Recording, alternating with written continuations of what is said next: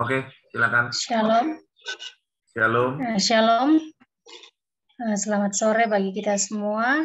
Kali ini kami akan membahas tentang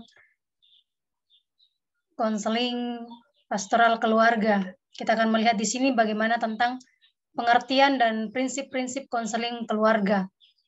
Pengertian keluarga dapat dipahami secara umum sebagai suatu persekutuan dua orang atau lebih yang memiliki ikatan cinta kasih dalam perkawinan yang disahkan secara umum. Adapun keluarga tersebut itu terdiri dari ayah, ibu, dan anak. Keluarga dapat dipahami secara Kristen adalah merupakan pembentukan oleh Allah sejak semula untuk melakukan tugas mulia di muka bumi ini.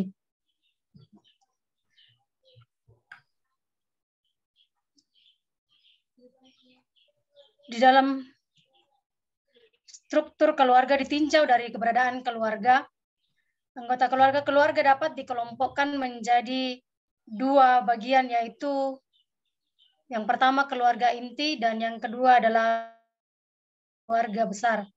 Keluarga inti sendiri adalah keluarga dengan sistem norma dan tata cara yang diterima untuk menyelesaikan sejumlah tugas penting. Keluarga inti pada umumnya dibangun berdasarkan ikatan perkawinan.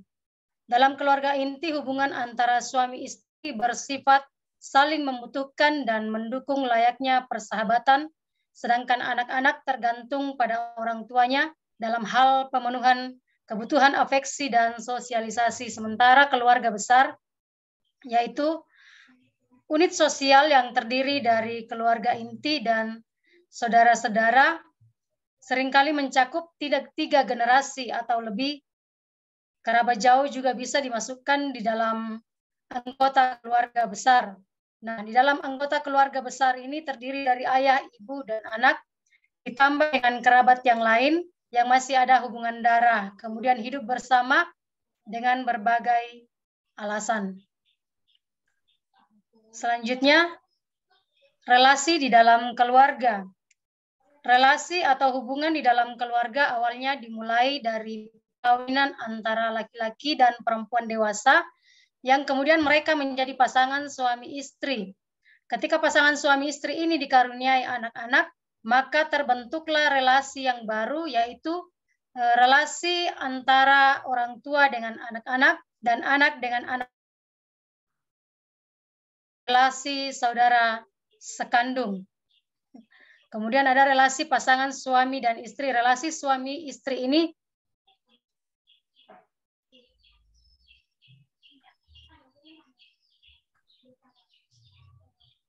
masih di atas, Pak.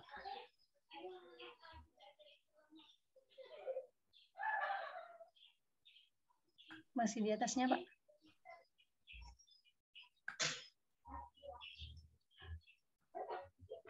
Ketiga. Ya. Relasi suami istri terbentuk dalam suatu perkawinan yang sah secara hukum dan didasari dengan perjanjian seumur hidup. Kemudian di dalam relasi keluarga ada relasi antara orang tua dan anak. Perjalanan relasi antara suami dan istri dapat berkembang dengan kehadiran anak-anak. Suami istri dan anak memperlengkapi diri dengan cara pandang yang sama dan terintegrasi tentang segala sesuatu. Kemudian di dalam relasi keluarga ada relasi antar saudara. Kehadiran saudara kandung atau saudara yang memiliki hubungan darah akan menambah luasnya relasi yang harus dibangun. Kemudian selanjutnya, teori sistem keluarga.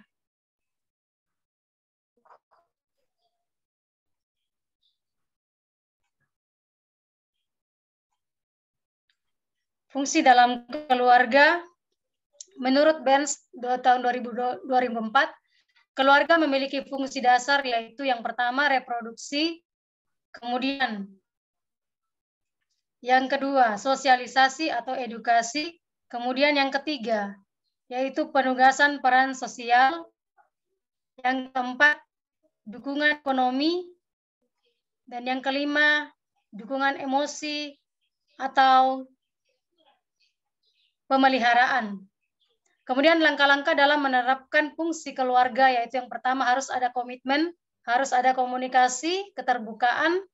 Yang keempat, penghargaan, respon. Yang keenam, pengembangan diri. Dan yang ketujuh, keyakinan diri.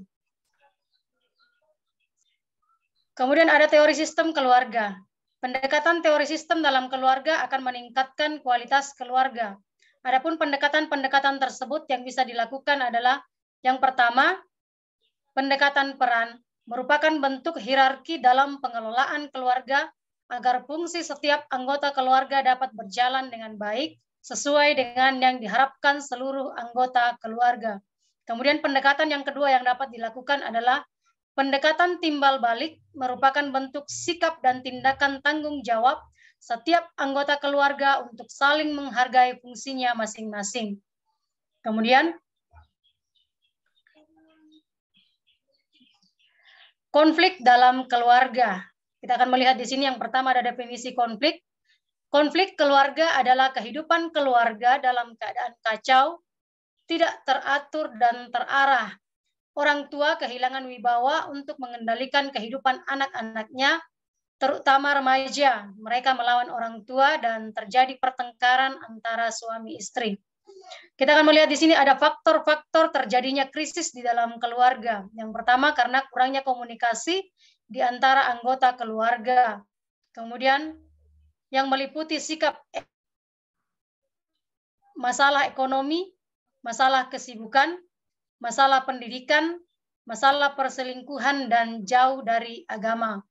Kemudian yang kedua, upaya mengatasi krisis yang terjadi di dalam keluarga. Di sini tradisional untuk mengatasi krisis keluarga ada dua. Yang pertama, dengan cara kearifan kedua orang tua. Kearifan di sini diartikan sebagai cara penyelesaian krisis dengan kasih sayang dan bersifat kekeluargaan. Sementara yang kedua yaitu bantuan orang bijak. Bantuan orang bijak dapat diperoleh dari tokoh masyarakat, orang yang berpengaruh dalam keluarga, maupun dari tokoh-tokoh agama. Kemudian selanjutnya, karakteristik konflik keluarga. Keluarga merupakan salah satu unit sosial yang hubungan antar anggotanya terdapat saling ketergantungan yang tinggi. Konflik di dalam keluarga lebih sering dan mendalam dibandingkan konflik sosial lainnya yang terjadi di luar. Kemudian oleh karena sifat konflik yang tidak bisa dielakkan, maka vitalitas hubungan dalam keluarga sangat tergantung pada respon masing-masing terhadap konflik. Frekuensi konflik mencerminkan kualitas hubungan, artinya pada hubungan yang berkualitas, frekuensi konflik lebih sedikit. Kita akan melihat macam-macam konflik yang ada di dalam keluarga. Konflik yang pertama yaitu adanya pernikahan dini. Nah, dalam Undang-Undang Perkawinan bab 1 bab 2 pasal 7 ayat yang pertama disebutkan bahwa perkawinan hanya diizinkan jika pihak pria mencapai umur 19 tahun dan pihak perempuan sudah mencapai umur 16 tahun. Pernikahan dini menurut agama Kristen. Pernikahan dalam pandangan Kristen adalah sebuah kehendak Tuhan. Perkawinan sudah ditetapkan Allah pada masa sebelum manusia jatuh ke dalam dosa. Pernikahan Kristen merupakan sebuah perjanjian atau kovenant. Pernikahan Kristen dirancang Tuhan secara monogame. Kemudian dua faktor pernikahan dini. Pernikahan dini dipengaruhi oleh budaya lokal atau kuatnya tradisi memaksa anak-anak perempuan melakukan pernikahan dini. Kemudian dampak pernikahan dini atau perkawinan di bawah umur. Ditinjau dari berbagai aspek, dampak dari perkawinan dini sangat merugikan kepentingan anak dan sangat membahayakan kesehatan anak. Adanya pelanggaran terhadap hukum. Dampak terhadap hukum. Adanya pelanggaran terhadap 3 undang-undang di negara kita, yaitu Undang-Undang Nomor 1 Tahun 1974 tentang perkawinan, pasal 7. Yang kedua, tahun 2022 tentang perlindungan anak, pasal 26. Kemudian Undang-Undang Nomor 21 2007 tentang PTPPO. Kemudian kita akan masuk di dalam dampak biologis. Anak secara biologis, alat reproduksinya masih dalam proses menuju kematangan sehingga belum siap untuk melakukan hubungan seks dengan lawan jenisnya. Apalagi jika sampai hamil dan kemudian melahirkan. Jika dipaksakan akan menjadi trauma yang akan membahayakan organ reproduksinya dan membahayakan jiwa anak. Kemudian kita akan masuk dalam dampak psikologis dari perkawinan dini. Secara psikis anak belum siap dan mengerti tentang hubungan seks sehingga akan menimbulkan trauma psikis yang berkepanjangan dalam jiwa anak yang sulit untuk disembuhkan. Dampak dari perkawinan dini yaitu dampak sosial. Fenomena sosial ini budaya dalam masyarakat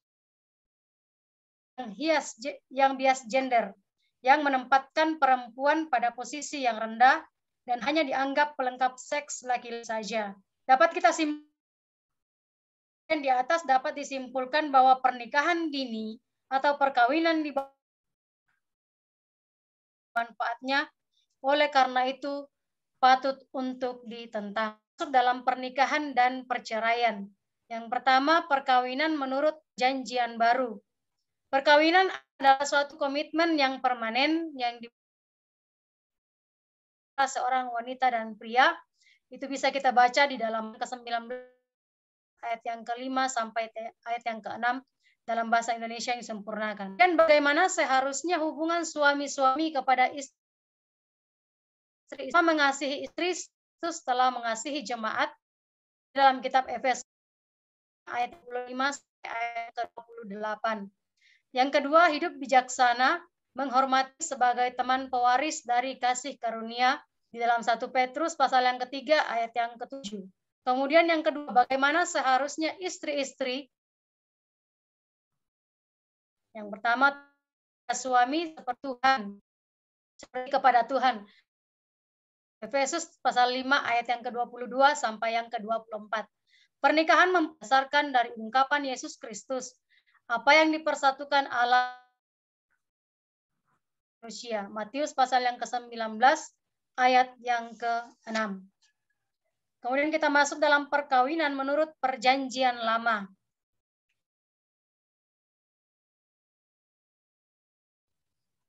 Perkawinan dalam perjanjian lama diterima satu norma umum. Tidak ada kata bujangan. Kemudian pasal yang kedua, ayat yang ke-23. Sebagai pengakuan Adam akan keserupaan kepadanannya dengan Hawa dalam Kejadian 2 ayat yang ke-23. Melihat di sini ada status pernikahan.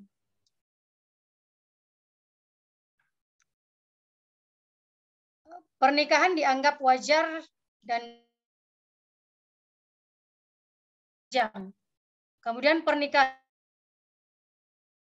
adalah karya Allah dan untuk kemuliaan Allah. Ada 4 cara untuk melihat bahwa pernikahan adalah karya Allah. Itu di Kejadian pasal yang kedua, ke-18 sampai ayat yang ke-25. Yang pertama, pernikahan sendiri. Kemudian yang kedua, pengantin. Yang ketiga, Allah menjadikan pernikahan itu nyata. Allah menetapkan suami daging. Kemudian masuk dalam perceraian. Ada 2 hal yang menyebabkan perceraian dilarang. Yang pertama, jika tuduhan palsu terhadap istrinya, bahwa sebelum pernikahan mereka, istri itu dalam Ulangan pasal yang ke-22 ayat yang ke-13 sampai 19. Yang kedua, jika seorang laki-laki bersetubuh dengan seorang perempuan dan bapak perempuan itu memaksa laki-laki itu kawin dengan anaknya. Dalam ayat yang ke-28 sampai 29, Keluaran pasal 22 ayat 16 sampai 17. Perceraian hampir tidak disinggung dalam perjanjian lama. Bab pernikahan dan perceraian bukanlah kasus perdata seperti dalam masa kini. Masuk dalam konsep yang toleran. Aturan-aturan yang mengizinkan poligami dan perceraian sebagai ganti dari aturan monogami dan perkawinan yang langgeng dalam perikop ini tergolong kepada aturan kasuistik. Aturan-aturan ini bukan aturan legal yang berlaku sepanjang masa, tetapi berlaku karena kasus yang terjadi dalam situasi tertentu. Konsep yang toleran tentang perkawinan ini, baik dalam kasus poligami maupun perceraian, dikritik baik dalam perjanjian baru dalam Matius 19 ayat 1-9. Aturan kasuistik untuk perceraian disebabkan oleh ketegaran hati orang Yahudi dalam Matius 19 ayat 7 sampai ayat yang ke-8. Konsep yang refleksif. Kitab-kitab sejarah memperlihatkan problema yang mungkin timbul dalam perkawinan poligami. Poligami biasanya menciptakan masalah dalam perkawinan seperti persaingan di antara istri satu dengan lainnya. Dapat kita baca di dalam 1 Samuel pasal yang pertama ayat yang ke-6. Dan dapat juga mengakibatkan kematian keturunan di dalam Hakim-Hakim pasal yang ke-19. Perkawinan dan perceraian dari pandang etika Kristen. Allah memaksudkan pernikahan Kristen menjadi satu komitmen seumur hidup antara satu pria